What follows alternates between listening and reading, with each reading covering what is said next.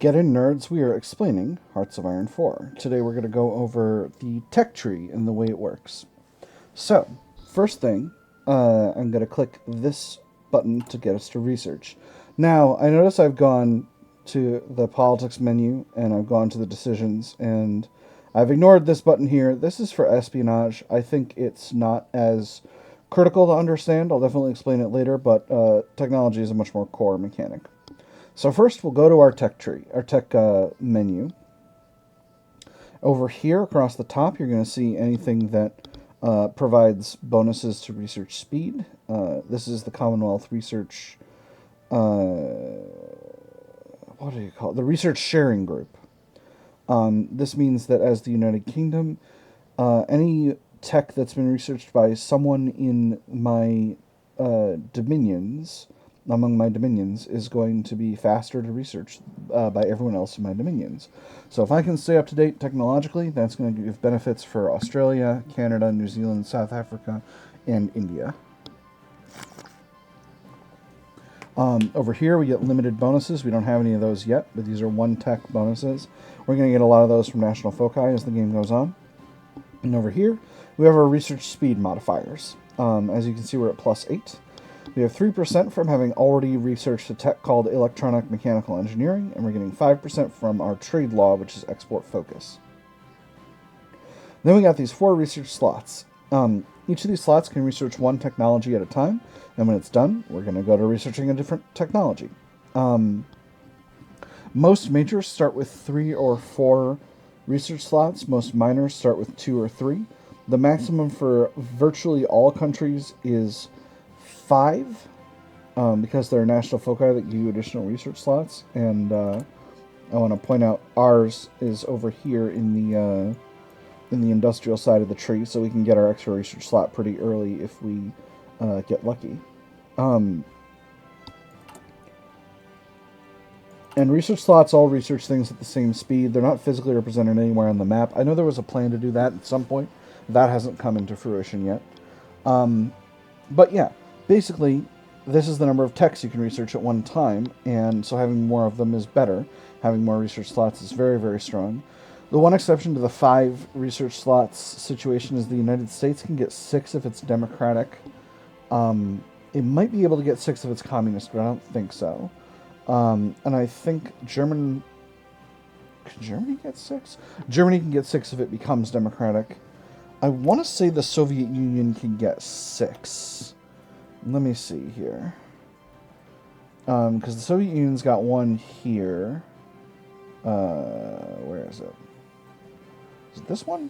Yeah, here. It gets 1 research slot here, and then it gets 1 over here under Leningrad Polytechnic. And then I think it's got access to another one. Maybe I'm wrong about that. Yeah, it's got one if it goes right communism. All the way at the bottom here. That's really interesting. But it gets a recruitable pot penalty. That's wild. So Soviet Union can get 6 under very particular circumstances. Anyway. So you get that many. That's the number of things you can research at once. So what do you do to research stuff? You click the thing, and this brings up the tech tree. The tech tree is organized in years and in tabs. So each tab is going to represent a different type of technology, and the tech trees are going to move either from from left to right in the case of the infantry tree, or from top to bottom in the case of like the armor tree. You can see the years on both sides, and that lets you see kind of where everything should be. So what happens if you research a tech that's ahead of time? It slows it down. And you get this red pop-up here that says this technology is 1.98 years ahead of time. The more ahead it is, the bigger the time penalty. And you'll see this takes 478 days. If we wait until 1938 to research it, it's going to be about the same as this one, 131 days. So 2 years ahead of time is quite early. You don't want to be taking a research penalty like that. That having been said, there are definitely situations where you can do it, particularly if you have a large research bonus, like 100% or 300%. You can overcome that and research it at normal speed. and get something way early. The one that I like the most is Bren Carrier. You can get that way early. This, of course, takes forever, but if you've got a double speed and you wait until 1938, you can get it in most of a year, and that can be really, really effective to be able to produce mechanized equipment in 1939. Anyway, let's go through the tech tree and explain how it works and what it is. So, first, green things are things we've gotten researched already. So, for the United States, we've got our armored car researched. We've got our, this is our basic truck, and this is our upgraded truck. For infantry equipment, we've got basic infantry equipment and upgraded infantry equipment. Sorry, this is basic equipment. This is infantry equipment 1. This is 2, this is 3, and this is truck, versus this is basic truck. I don't know all that much about the difference between truck and basic truck. That got added in a patch pretty recently. I don't tend to pay that much attention to it because I don't tend to create a lot of basic trucks. Gold means text that we have access to research. And like the National Focus tree, you got these lines connecting the different texts that show you what is required for what. So for example, I'm not going to be able to research support weapons 2 until I've researched support weapons 1 down here. And then gray is can't research yet, don't have the stuff. And you can research anything you've got the requirements for. So for example, I could research the Humber, which is the armored car 2, but if I do that, it's going to take forever, because this is a 1940 technology, and it's only 1936. The other big thing I want to call your attention to is that the squares are going to provide passive bonuses. Rectangles are going to provide access to a type of equipment that needs to be produced. And the equipment has its own stats. That's going to make a lot more sense once we're looking at unit stats in the recruit and deploy interface. So, as you can see across the top here, okay, so now that we've explained that, I have basically everything we need to start talking you through what the technologies do and what they are. So first is one of the most important technologies in the game, the infantry equipment line. This is the infantry equipment that let you that let you deploy infantry. They're the sort of core of your military economy. Without infantry equipment, you're going nowhere fast. They come in 4 levels: basic, level 1, level 2, and level 3, which is research, which is available for research with normal research speed in 1924. So that's when infantry equipment, infantry weapons technology peaks out. Between here, you have improved infantry equipment, and these give some passive bonuses. So, for example, this one applies to cavalry, motorized infantry, mechanized infantry, Amtrak battalions, and leg infantry, and it just increases soft attack by 5%. So it's a 5% increase to damage versus most types of other infantry. Similar thing here, similar thing here. Across the top, we've got support weapons. These are defense and breakthrough bonuses for a bunch of different types of infantry units. In this case, in addition to all the categories that the improved infantry equipment tech applies to, this one applies to bicycle battalions, mountaineers, paratroopers, and marines, and motorized infantry. This one applies to motorized. Yeah. These are 5% defense and breakthrough. That means reducing incoming attacks' chances of doing damage to you by 5%. Although it looks like it's only 2% in the case of cavalry and 3% in the case of special forces, which is what mountaineers, paratroopers, and marines are. And we got 4 tiers of this. They all do the same thing. Down here you got your infantry anti-tank weapons. They both do the same thing.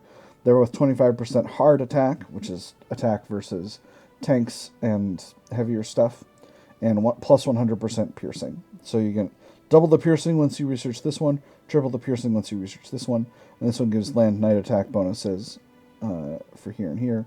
This makes you more effective at night. It's night vision. Shocking. That's the infantry tech. Down here we have the mobile infantry tech. So these are for trucks. They let you research motorized infantry units. Trucks are also part of your logistical network, the way I explained the other day.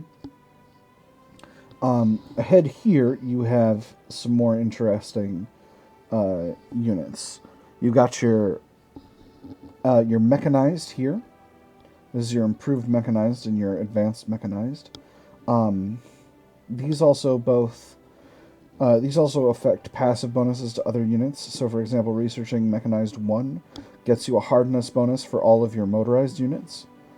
No special bonus for Mechanized 2, but Mechanized 3 gets you a soft attack bonus to all of your mechanized units, regardless of whether they're using the new equipment or not. Did I explain the difference between passive bonuses and equipment? I'm not sure. Let me do that quickly before I forget. Passive bonuses are in these squares. Equipment are in these rectangles. And the difference between passive bonuses and equipment is passive bonuses automatically apply to everything they apply to. Equipment needs to be produced and deployed via the production and recruit and deploy options. If you produce better equipment, it will naturally filter into your units.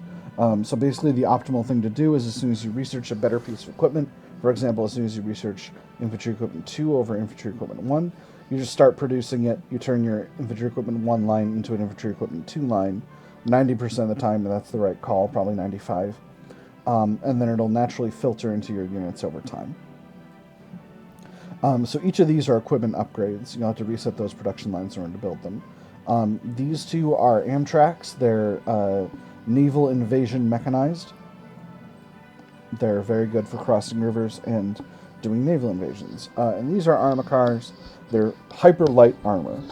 They're not going to be able to do much of anything against armor, but they provide some bonuses against infantry and stuff. And then down here you have your special forces. You got your Marines line over here. So this unlocks deploying Marines, and Marines 2 and Marines 3 give additional bonuses. Marines 1 gives 5% soft attack and 5 org, and then Marines 2 gives 5 org. And I think these are all the same. First one unlocks it, and then 5% soft attack and org, and then 5% org, and then 5% soft attack and org, and 5% org. These are the 3 branches of special forces. We're going to get into that later. Let's see, what else? Alright, so that's everything for infantry equipment. Let's start going across the tabs. We're not going to go directly across because we're going to go to industry next. Industry is a vital thing to keep up to date on. Probably the most important column in your research is right here. The dispersed or concentrated industries column. These are what you're going to use to open up new building slots in your states, which makes them hypercritical. You can only pick one side or the other, so let's take a look at what they do. Concentrated industry produces, number 1, 20% maximum factories in a state, 15% factory output, and 10% dockyard output. And that's going to be the same for each of these. On the other hand, over here, dispersed industry is, again, 20% maximum factories in the state. In addition to 10% factory output and 10% dockyard output, each level of dispersed industry gives you 10% production efficiency retention when you change up what factories produce. You retain some efficiency. 5% production efficiency base, which means when you deploy new factories, they start more efficient. And minus 15% factory bomb vulnerability, scaling up to minus 75% when you get up to level 5.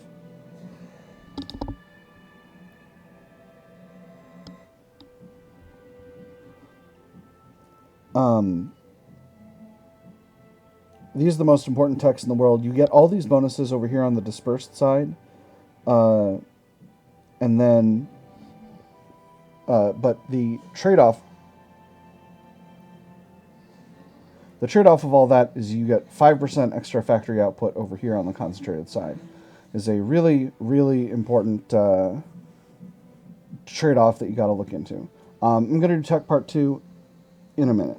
Until then, I've had fun. I hope you've had fun. I'll see you all on the other side.